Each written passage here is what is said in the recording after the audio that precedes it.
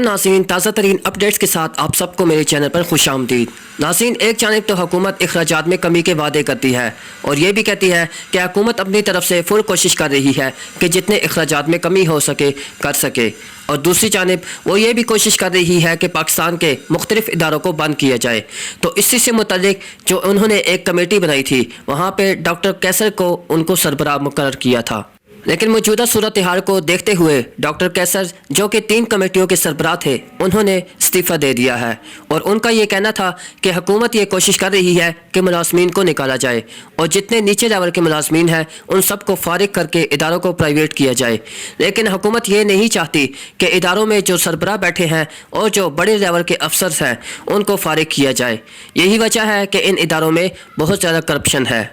تو حکومتی اخراجات کے صرف دعوے کیے جا رہے ہیں، جبکہ عملی طور پر حکومت ایسا کچھ نہیں کر رہی۔ یہی وجہ ہے کہ انہوں نے استعفیٰ دے کر اس ذمہ داری سے جان چھڑا دی، اور ان کا یہ کہنا تھا کہ موجودہ حالات کو دیکھتے ہوئے اسی وجہ سے IMF بھی پاکستان کو قرضہ نہیں دے رہا، کیونکہ حکومت ان باتوں میں سنجیدہ نہیں ہے کہ وہ اداروں کے بارے میں کچھ سوچیں، اور اداروں میں جو بڑے بڑے سربراہ بیٹھے ہیں اور جو بڑے افسر بیٹھے ہیں ان پر ہاتھ ڈالا جائے اور ان کی جو کرپشن ہو رہی ہے اس کو روکا جائے، اور حکومت صرف یہ کوشش کی جائے کہ جتنے بھی سربراہ اور جتنے بھی آفیسرز ہیں ان پر ہاتھ ڈالے تو پاکستان کے ملین آف روپیز جو ہے وہ بچت ہو سکتی ہے اور جو خسارہ ہے وہ کم ہو سکتا ہے۔ تو ایک جانب تو حکومت یہ دعوے کرتی ہے کہ وہ اداروں کو بند کرے گی اور اخراجات میں کمی کرے گی اور جو کیبنٹ کے خرچے ہیں ان کو بھی کم کرے گی، لیکن عملی طور پر اب ڈاکٹر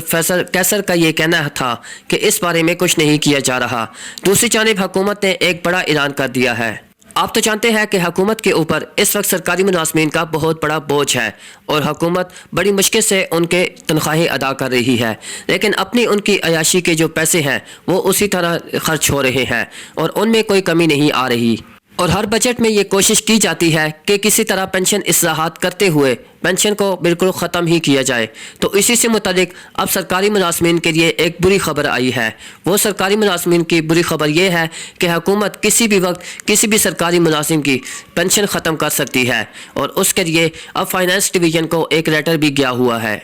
اس میں گریجویٹی فنڈ اور اس کے علاوہ دیگر فنڈز شامل ہیں، جن میں ہاؤس رینٹ اور اس کے علاوہ بائک کے الاؤنسز بھی شامل ہیں، اور یہ جو قرضہ دیا جاتا ہے یہ اب ختم کیا جائے گا، اور اس کے علاوہ پینشن بھی حکومت جب چاہے ختم کر سکتی ہے۔ پینشن کے علاوہ جتنے بھی فائدے جو کسی بھی ریٹائرڈ ملازمین کو ملتے ہیں ان کو بھی ختم کیا جا رہا ہے، اور فائنانس ڈویژن نے اس کی منظوری دے دی ہے۔ اب یہ لیٹر اب اس کے علاوہ کیبنٹ کو ان کے پاس جائے گا اور کیبنٹ کی فائنل منظوری ہوگی، اور اس کی منظوری کے بعد اگر یہ اپروو ہو جاتا ہے تو کسی بھی وقت پینشن ختم ہو سکتی ہے۔ تو حکومت نے سرکاری ملازمین کے لیے خطرے کی گھنٹی بجا دی ہے، یعنی وہ سرکاری ملازمین جو کہ پوری عمر صرف سرکاری جاب اس وجہ سے کرتے ہیں کہ ان کو پینشن ملے گی، لیکن اب یہ خطرے کی تلوار بھی ان پر لٹک رہی ہے اور یہ کسی بھی وقت اناؤنسمنٹ ہو سکتی ہے، لیکن ابھی حکومت اس پہ اناؤنسمنٹ نہیں کرے گی۔ اس کی وجہ یہ ہے کہ موجودہ حالات ایسے نہیں ہیں کہ اس طرح کی اناؤنسمنٹ کی جائے، لیکن یہ کسی بھی وقت